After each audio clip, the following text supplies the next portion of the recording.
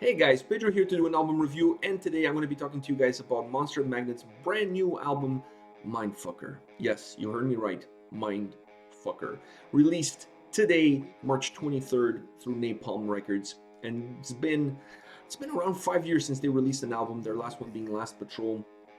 I've been listening to these guys since about 1998 with Power Trip, so I was really excited to see what Dave Windorf um, had to offer. I really wanted to see what this new. It's been 5 years. It's feel like it's been even longer, to be honest. So I really wanted to see what this new album was going to give us. What kind of rock, what kind of hard rock, stoner rock, whatever you want to call it. What kind of music these guys were going to give us. Some of the singles kind of pointed us into the right direction, but I feel that there's a lot more to this album than the songs that have been released as singles leading up to the release of the actual album. So let's get right into it. The album has 10 tracks and is 50 minutes in length, which is okay. I really like the fact that it's only 10 tracks and 50 minutes. You really don't want to go above the 50-minute mark. It starts to become dull and long, and it could easily become boring. I like the fact that they kept it at 10 songs, 50 minutes. There are no instrumental tracks. There are no intro tracks. That's also, for those of you that don't like instrumental or intro tracks, this is a bonus, because it won't feel to you that there's any fillers. There is a cover song called Ejection, a cover from Robert Calvert, and I really feel even that cover song fits this album perfectly because it's placed in the right spot at number 6 on the track list, and I really feel like it breaks the album up and it gives the listener a little bit of a break and a little bit of a reset to your ears, because the first half of the album is very similar. The songs are very similar in tempos, very similar in lyrics, very similar in style, and then that song comes in. It's more of a psychedelic rock song. Different slower tempos, different vocal delivery. Everything about that song is very different. So I feel that that song kind of breaks the album in the middle and then allows you to pick up where you left off in the second half when one song starts as song number 7. So I really like the way they introduced that cover song in the middle. Like I said, it really feels like a reset for the listener. So I really like the way they did that. Now, the album itself, I think it falls under the Monster Magnet formula. These guys, I really feel like when they go into the studio, they know what they want to do, they have a formula, they know how to make things work, and they know how to make their own sound and how to make their own music very unique to themselves. And I think this album is no different. It really offers those groovy guitar riffs, fast riffs, slow riffs, but always with a little bit of grooviness to it, and in some songs even a little bit of melody, but a melancholic melody to it that it's very particular to me. I find it very particular to them. Then when you add that to the consistent vocal delivery of Dave Windorf, his vocal delivery in this album is magnificent, as it is on every album that I heard from these guys. He really has a way of using his voice as an extra instrument and really delivering a message with the lyrics. And that's the other part of the formula, the lyrics. And this album, like almost every Monster Magnet album, it follows that lyric formula of partying, problems with women in general, drinking, going a little bit to extremes with your own personal partying in life. And those messages, those lyrics are throughout the whole album. So when you mix those lyrics, which are typical from Monster Magnet, with the incredible guitar work, this album has really incredible guitar work, from the guitar riffs to the solos, really well done. The guitar work in this album is really well done. And then obviously the consistency of the vocal delivery of Dave Windorf. His vocal delivery in this album is extremely well done. And really the way he delivers the lyrics, it really emphasizes the right parts in the songs, using the right parts of the lyrics to really emphasize the message of what he's trying to deliver, and still give you that grooviness, not only with the guitars, but also the grooviness that comes from his own vocal delivery. It really adds that Monster Magnet stamp to every single song. And like I said, this is the formula that they seem to use in the past, and they're using it now, and it really works. I really like the way they did it. I really like the melodies of the songs. I really like the lyrics of the songs, because this album, it's an album that I think you can really listen to this album in three. I mean, you can listen to this album anytime, but I think there's 3 special occasions where this album is really a must for you to put in.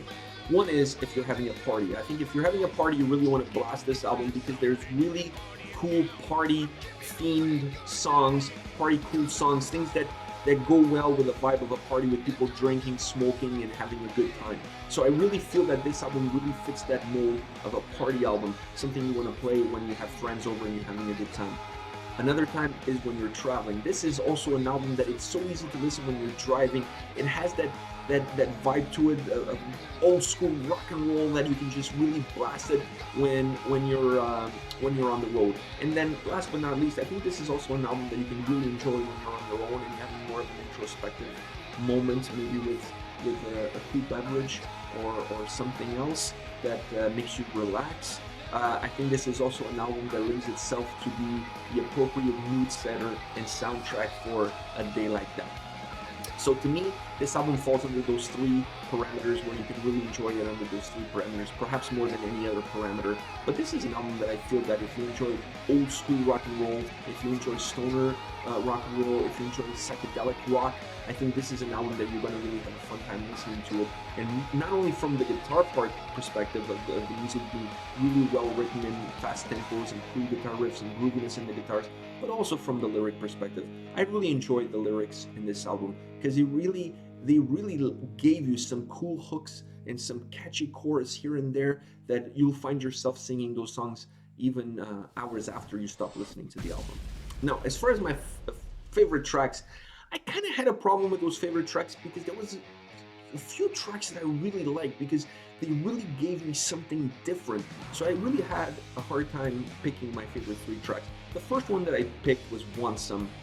I really like that song. It had such a cool rock and roll vibe to it, really catchy chorus. It has an incredible hook in the chorus that you just start singing that chorus over and over again and it just stays in you. It just has a super hook for chorus, just like really well done, and it's such a party song, you know, and it's such a song about extremes and about over the top and partying and excesses. So I really find that this is your perfect party song. It's such a feel-good song, if you will. It really gets you in a good mood. So Onesome was the first one that really caught my attention when I was going through the album.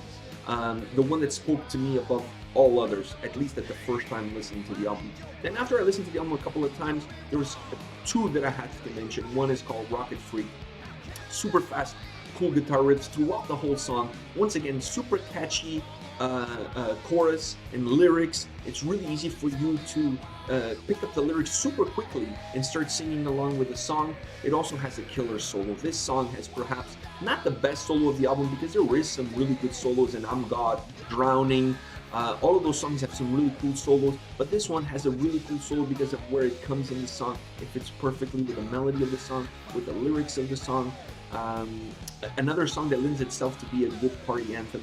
So I really like this song from that perspective, from all of those different components. I really like this song. And then last but not least, Soul. I really like that one. That one really felt that was coming from the soul. It felt like almost like a rock and roll soul song, a soul searching, if you will. And the part that I really like about specifically about this song is how it ends.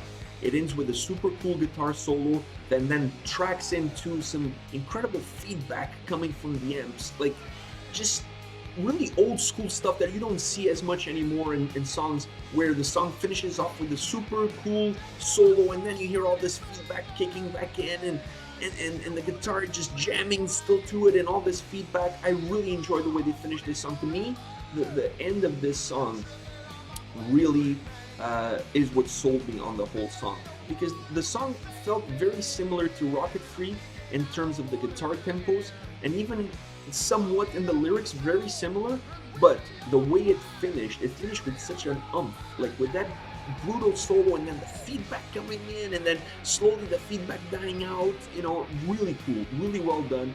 I really liked it.